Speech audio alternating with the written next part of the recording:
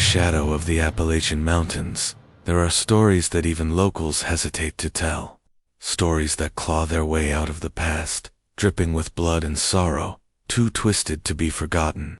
One of the darkest legends whispers not of a cursed bloodline of settlers, but of a family who were never meant to be there in the first place. They were dragged into the mountains in chains, hidden from sight, condemned to a life of servitude, where the rocks themselves seemed to echo with their suffering. What began as bondage ended in blood. What started as hunger became vengeance. And what remains is a story so gruesome that many believe the family still prowls the mountains. Their mouths stained red, their eyes hollow and starving. They are not remembered as people. They are remembered as predators. They are remembered as the Cannibal Slaves of Appalachia, the forgotten family who took their revenge in blood. It is said that the story begins in the early 1800s, when wealthy landowners from Virginia expanded into the Appalachians. They wanted coal, timber, and control over the rugged land. But labor was scarce, so they brought enslaved men, women, and children into the wilderness, far from cities, far from the eyes of outsiders. Hidden away in dark hollows, these people were worked to the bone, forced to dig, to build, to bleed for their masters. Among them was Josiah, a man hardened by years of labor, his wife Ruth, and their 4 children. They were not just enslaved, they were buried alive in isolation, surrounded by mountains that seemed to close in on them. Their jailer, a man whose cruelty was whispered of even in his own time, believed that starvation was a tool of control. He fed them little more than scraps, convinced that hunger would keep them too weak to rise against him.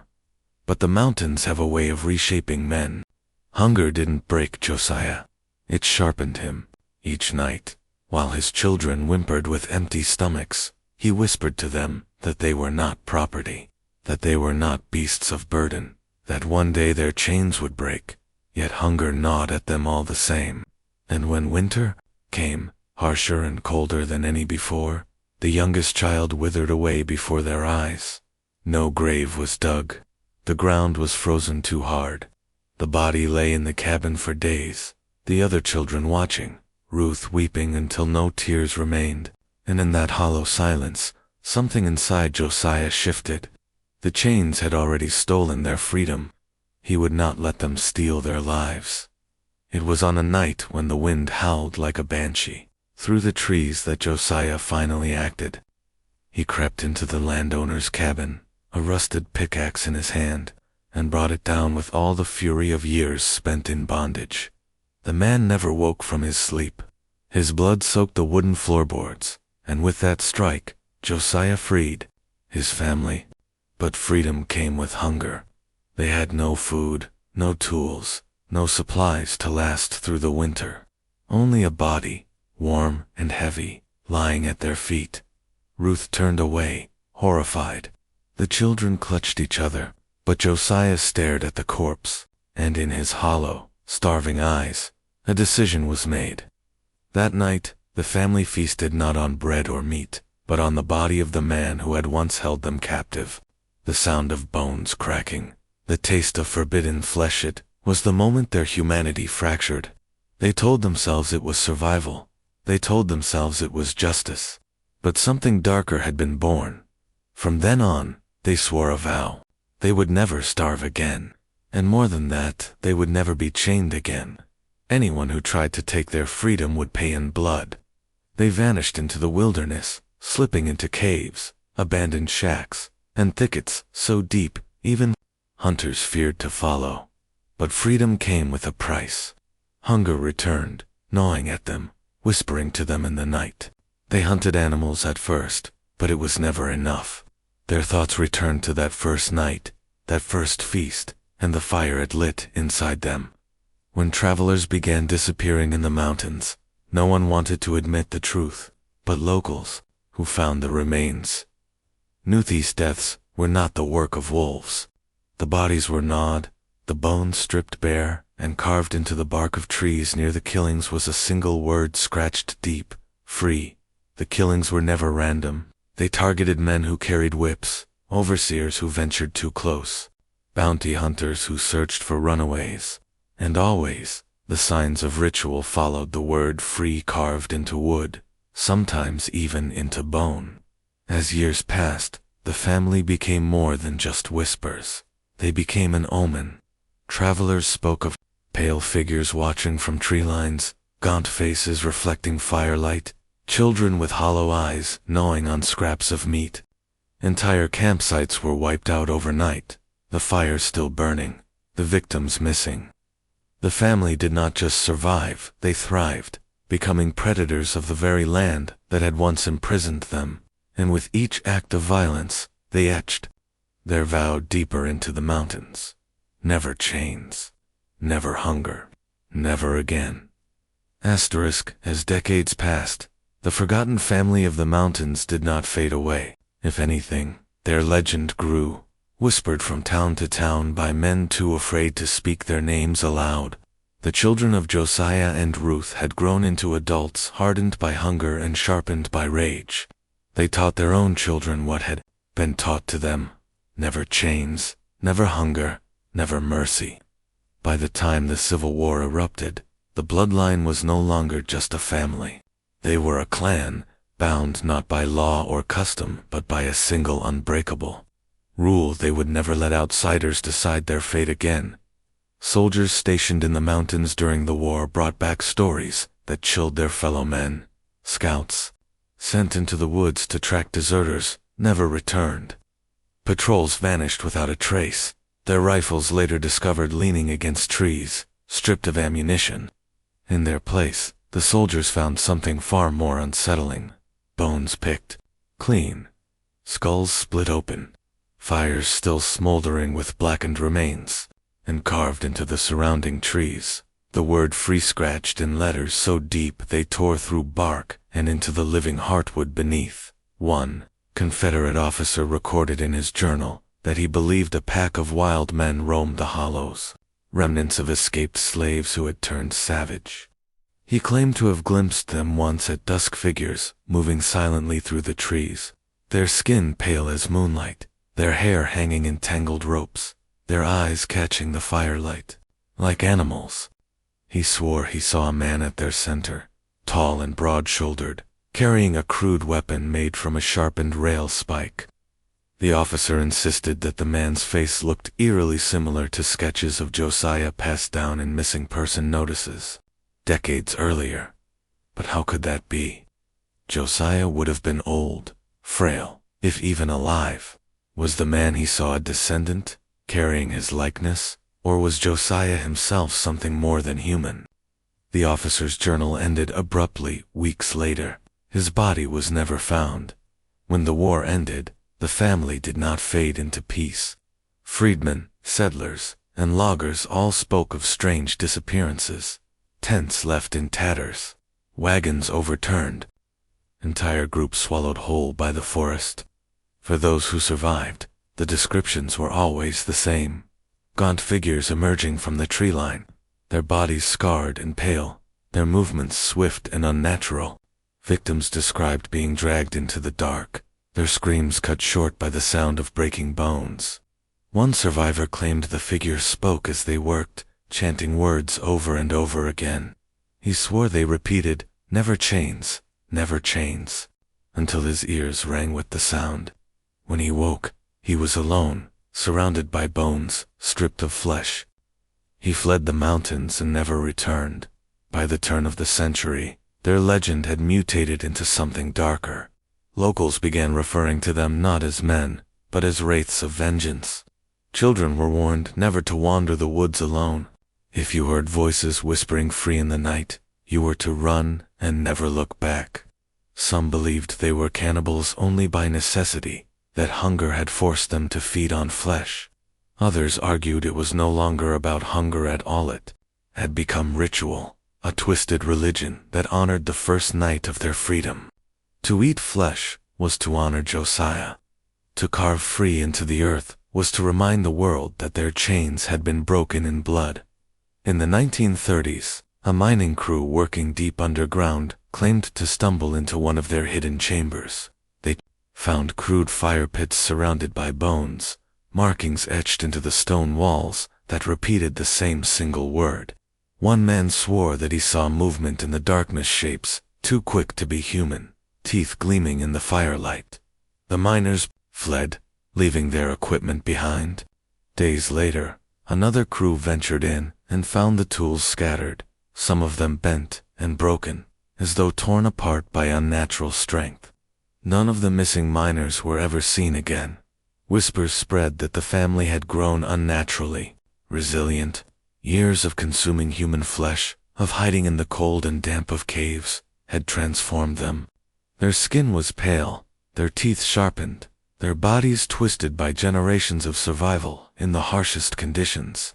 Some even believed they had discovered a way to cheat death, passing the essence of Josiah forward, binding his spirit into the bloodline with every ritual feast. Each new generation carried his likeness, his hunger, his rage. In that way, Josiah never died. He simply changed faces, cries in the night, voices that echoed like chants through the trees. Hunters returned with tales of being followed, of eyes reflecting in the brush, of guttural whispers repeating words they couldn't quite understand until it became clear: free, free, free. And when outsiders scoffed, when they mocked the stories as superstition, the mountains always seemed to claim another victim. Skeptics went missing just as quickly as the believers. The legend had become self-sustaining. Every new disappearance was fuel for the fire. By mid-century, the family's story should have been little more than folklore. But the killings did not stop. Hikers vanished. Campers were found torn apart, their remains scattered in patterns too deliberate to be the work of animals. The most chilling discoveries were the trees. Always the trees, their trunks carved with the same word. Sometimes it was scratched in bone, sometimes it was burned into bark, but always, without fail, it was there. Free. The family that began as captives had by the late 20th century become something else entirely, something the land itself seemed unwilling to swallow. When hikers began exploring the mountains, in larger numbers during the 1960s and 70s, the disappearances only multiplied. Search parties went out and sometimes never came back. Rangers spoke quietly among themselves of strange scenes, discovered deep in the hollow scamps, abandoned with food, left uneaten, backpacks slashed open, sleeping bags soaked in blood, but no bodies to be found.